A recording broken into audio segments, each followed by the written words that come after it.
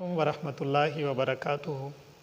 یہ سامعین، آج ہم جس بات پہ کچھ عرض کرنے کی کوشش کریں گے وہ ہے 10 بیویوں کی کہانی، جو ہمارے بعض گھروں میں یہ کہانی پڑھی جاتی ہے، یعنی منت مانی جاتی ہے، اور اس کو پڑھنا باعث ثواب، باعث برکت سمجھا جاتا ہے، جبکہ اس کہانی کو لکھنے والے، اس کتاب کو لکھنے والے پر بھروسہ نہیں کیا جا سکتا۔ لہٰذا ایسی کہانیاں، من گھڑت کہانیاں جو ہیں، ان کا پڑھنا جائز نہیں ہے۔ دوسری بات، اس کے اندر ایسے الفاظ بیان کیے گئے ہیں، یعنی حضرت مولا علی کرم اللہ وجہہ الکریم آپ کے معجزات کا ذکر کیا گیا، جبکہ معجزہ جو ہے وہ غیر نبی سے صادر نہیں ہو سکتا۔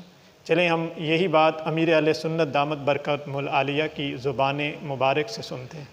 اے عاشقان صحابہ و اہل بیت، یہ 10 بیویوں کی کہانیاں، جناب سیدہ کی کہانی، تو اس طرح کی کہانیاں من گھڑت ہیں اور ان کا پڑھنا جائز نہیں ہے۔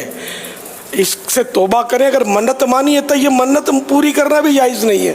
اس سے توبہ کریں اور یاسین شریف پڑھیں، کہ جس کے بارے میں حدیثوں میں ہے کہ ایک بار یاسین شریف پڑھیں گے تو 10 قرآن کا ثواب ملے گا۔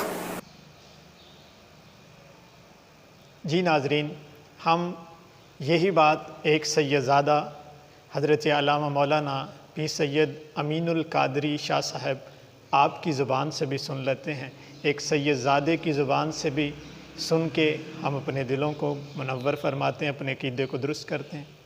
جو کرنا، اگر میری بہنیں بھی موجود ہیں تو یہ 10 بیویوں کی کہانیاں پڑھ کے جنت میں جانے کے تصور میں ہے۔ انہوں نے نماز پڑھنی نہیں، روزہ رکھنا نہیں، 10 بیویوں کی کہانیاں انہیں جنت میں لے جائے گی۔ بڑی معذرت کے ساتھ، میں اپنی سنیت کے لیے کوئی قسم تو نہیں کھا سکتا، لیکن آپ مجھے جانتے ہیں کہ میں سنی ہوں، میں کوئی خلاف سنیت بات نہیں کر رہا ہوں، لیکن اچھی طرح یاد رکھنا، قرآن اور سنت چھوڑ کے 10 بیویوں کی کہانیاں تمہیں جنت میں لے جائے گی۔ اتنا معیار گر گیا۔